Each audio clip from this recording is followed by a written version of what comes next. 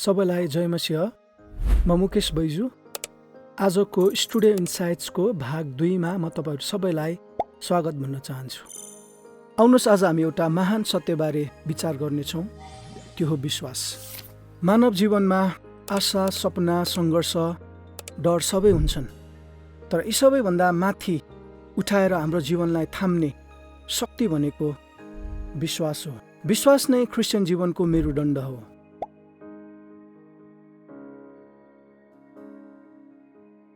अब विश्वास चाहिँ आशा राखिएका कुराको निश्चय र नदेखिएका कुराको दृढ भरोसा हो। यसको अर्थ हो हामीले देखेका वा छामेका कुरा मात्र होइन, परमेश्वरले दिनुभएको प्रतिज्ञामा भरोसा गर्नु हो। विश्वास भनेको केवल भावना मात्र होइन, यो चाहिँ निर्णय हो। म परमेश्वरमा अडिग रहन्छु, चाहे जस्तो सुकै परिस्थिति किन नआओस् भन्ने कुरा हो। तर संसारले भन्छ पहिले छाम, देख अनि मात्र विश्वास गर।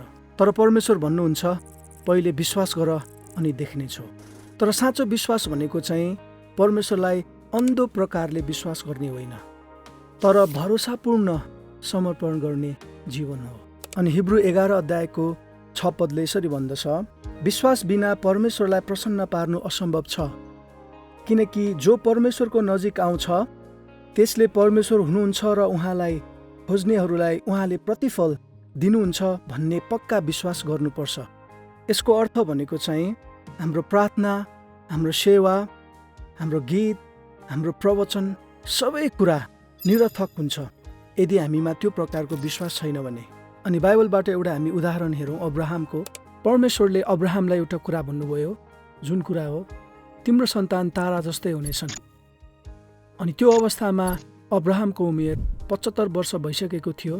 त्यहाँ कुनै पनि आशा थिएन, उमेर ढल्किसकेको थियो, उसको सन्तानहरू थिएनन्।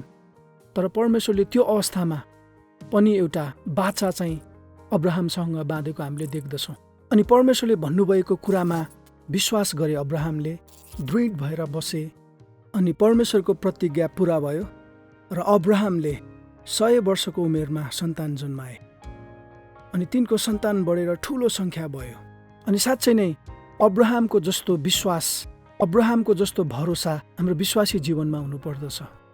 त्यसै गरी हामीले नोहाको जीवनलाई पनि निहाल्ने हो भने परमेश्वरले नोहालाई ढुङ्गा बनाउने आज्ञा दिनुभयो, जबकि त्यहाँ एक थोपा पानी पनि परेको थिएन।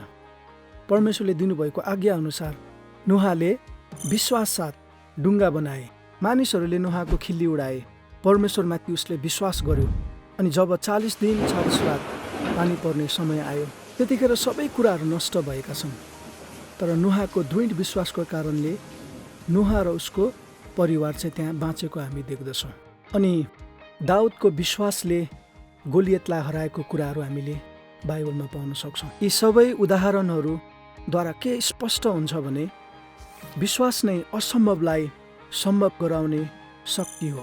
क्रिस्चियन जीवनमा विश्वास चाहिँ एकदमै महत्त्वपूर्ण कुरा हो। अनि के तपाईँले आफ्नो दैनिकी जीवनमा विश्वासलाई अभ्यास गर्नुभएको छ?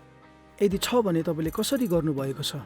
आउनुहोस् हामी हाम्रो विश्वासलाई हाम्रो दैनिकी जीवनमा अभ्यास गरिने क्षेत्रहरू के हो, 4वटा कुरालाई हेर्नेछौँ। 1 नम्बरमा चाहिँ परमेश्वरको वचन सुन्ने र मान्ने।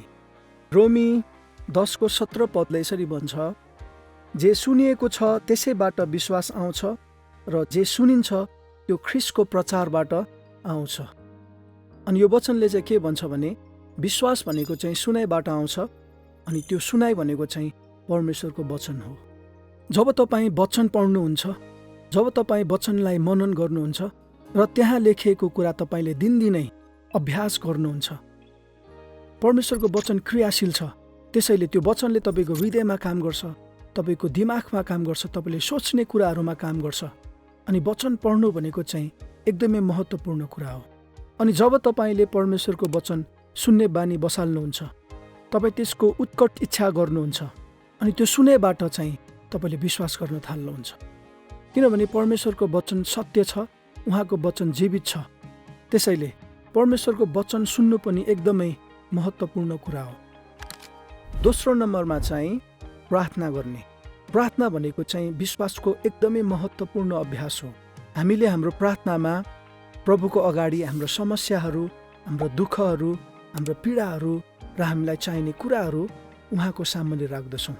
अनि यो प्रार्थनाको अभ्यास चाहिँ तपाईँले प्रत्येक बिहान अनि दिउँसो अनि सुत्नुभन्दा अगाडि गर्न सक्नुहुन्छ। यदि तपाईँ फुर्सदिलो हुनुहुन्छ, यदि तपाईँसँग समय छ भने तपाईँले समयमा प्रार्थना गर्न सक्नुहुन्छ। अनि सबै साना ठुला निर्णयहरू प्रभुमा राखेर घुँडा टेकेर प्रार्थना गरेर स्कुलको काम, अफिसको काम, घरको कुनै पनि निर्णय गर्दा पहिले प्रार्थना गरेर परमेश्वरलाई सोध्ने बानी बसाल्नुहोस्। अनि यसले देखाउँछ कि तपाईँ आफ्नो समझभन्दा, तपाईँ आफ्नो बुद्धिभन्दा पनि बढी परमेश्वरलाई विश्वास गर्दै हुनुहुन्छ। त्यसैले प्रार्थना गरेर चाहिँ तपाईँले आफ्नो विश्वासलाई चाहिँ बढाउन सक्नुहुन्छ। अनि तेस्रो नम्बरमा चाहिँ धैर्य गर्ने। तपाईँले आफूलाई चाहिने कुराहरू परमेश्वरको सामुन्ने जब राख्नुहुन्छ, प्रार्थना गर्नुहुन्छ, अन्तर्विन्ती गर्नुहुन्छ, रुनुहुन्छ, कराउनुहुन्छ, तब पनि उत्तरहरू आउँदैन। कहिलेकाहीँ प्रार्थना गरे पनि उत्तरहरू ढिलो आउने गर्दछन्। अनि त्यो अवस्थामा पनि तपाईँ र म धैर्य गरेर प्रभुले जुटाउनुहुन्छ, प्रभुले दिनुहुन्छ भनेर त्यो विश्वास साथ चाहिँ बस्नुपर्छ। अनि जो मान्छेले चाहिँ प्रभुमा दृढ विश्वास राख्दछ त्यो मान्छेले धैर्य गर्नु जानेको हुन्छ। त्यसै कारणले यदि कहिलेकाहीँ प्रार्थना गरेर पनि लामो समयसम्म उत्तर आएन भने निराश नहुनुहोस्, धैर्य गर्नुहोस्। प्रभुले ढिलो गर्नुहुन्छ तर परमेश्वरले बिर्सनुहुन्न। अनि चौथो नम्बरमा परीक्षामा अडिग रहने। पत्रुस 1:6 र 7 पदले यसरी भन्छ, तिमीहरू यसैमा रमाउँछौ, यद्यपि अहिले थोरै समयको निम्ति तिमीहरूले विभिन्न किसिमका कष्ट भोग्नु पर्दछ। आगोबाट खारिने तर नष्ट भएर जाने सुनभन्दा पनि तिमीहरूको विश्वास बहुमूल्य छ। तिमीहरूको त्यो विश्वास साँचो प्रमाणित होस् र येशू ख्रीष्ट प्रकट हुनुहुँदा प्रशंसा, महिमा र आदरको योग्य बनोस्। साँच्चै नै साँचो विश्वासले चाहिँ हामीलाई निराशाबाट आशामा ल्याउँछ, कमजोरीबाट बलियोमा लाँदछ र असम्भवबाट चाहिँ सम्भवमा पुर्याउँदछ। ख्रीष्टमा मेरा प्यारा दाजुभाइ अनि दिदीबहिनीहरू, म आज तपाईँलाई के भन्न चाहन्छु भने आज तपाईँ जहाँ हुनुहुन्छ, जुन कठिनाइमा हुनुहुन्छ, परमेश्वरमा अडिग भएर विश्वास गर्नुहोस्। तपाईँको विश्वास गुमाउन नदिनुहोस्। आफ्नो दैनिकी जीवनमा विश्वासको अभ्यास गर्नुहोस्। सानो सानो कुरामा परमेश्वरमा भरोसा राख्नुहोस्।